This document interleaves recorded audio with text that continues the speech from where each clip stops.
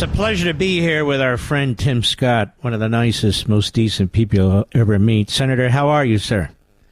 Mark, it's always good to be back on the radio with you. I got to say, you're saving America one show at a time, and I love it. Thank you. You're very kind. Thank you. I mean, you're out there in public. You're speaking. You speak to a lot of media. Is there any doubt, Senator Scott, that if you were a liberal or even a Marxist, a radical bomb thrower, that you would be treated very different by the American media than you're being treated today? Oh, Mark, absolutely. Here's one fact we all have to realize, and thank God you're on the show, because you continue to reinforce the fact the media is an extension of the liberal elite. They are not just Democrats. They are literally leading the charge in the wrong direction away from. They are antithetical too often to the American dream and what our founders wanted for this country. They don't want free speech.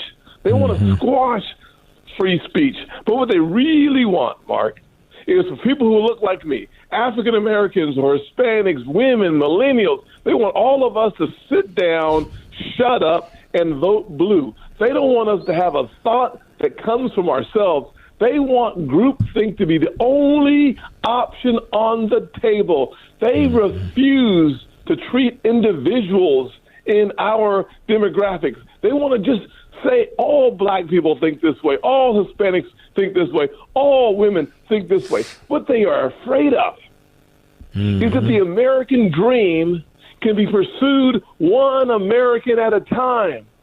Because if the dream can be pursued one American at a time, we want 4 more years of Trump. We want 4 more years of liberty. We want 4 more years where my voice matters, not a part of a group, but as an individual. We want 4 more years where we respect the integrity and the sovereignty of our country by having a border that is closed. You see, there are millions of African Americans who are coming to Donald Trump's rescue because of jobs and justice. You see, under Donald Trump, we had 4 years of plummeting unemployment rates. We had 4 years of the strongest growth starting at the bottom of the food chain, not at the top. If Donald Trump didn't care about black or white, red, yellow, he didn't care about colors. He cared about the American people. And anytime I dare to tell the truth, the media, the women on The View lose their minds. In MSNBC and CNN, they lose their minds. It's just disgusting. It is disgusting. And, I was talking earlier about independent thinkers. I had Byron Donalds on the other day. Stephen A. is a good friend of mine. You. And I'm not just talking about black people, but just people who think for themselves. They see what's going on, and they refuse to go with, quote-unquote, their community or, quote-unquote, their social group or, quote-unquote, the way they're supposed to be. And it's people like that who come under attack. On the other hand, I think you'll agree, Senator, it's also people like that, people like you, who become leaders, and people notice that too, no?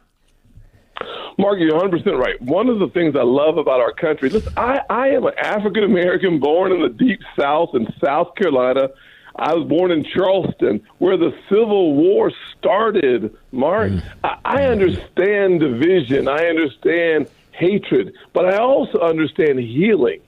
I understand reconciliation. I understand that one of the most important yet very often left behind story is the story of the American heart and the transformation that's happened in a single lifetime. I understand that when I ran for Congress against the son of Strom Thurmond in an 80% white district, they voted for me based on the content of my character, not the color of my skin. You see, in America, we are hungry, thirsty for leaders who represent our ideals, not our color, not where we're from.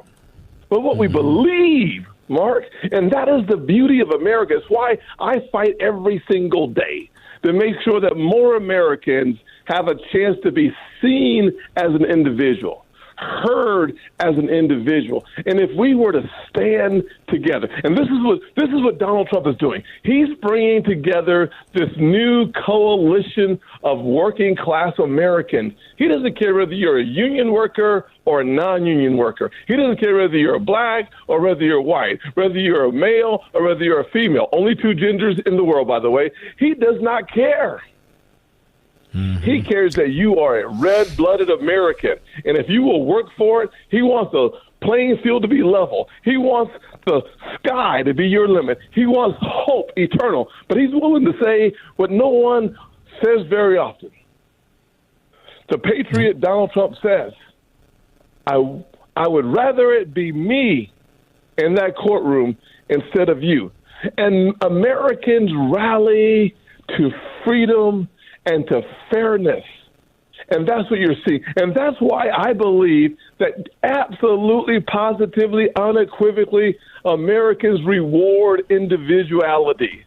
They love the individual. We respect the person who enters the arena as an underdog. We do our homework, Mark. One of the reasons why we do good homework is because you are on the air, whether it's radio or TV. You do your homework, you educate, and then you motivate and inspire Americans to live up to their fullest potential.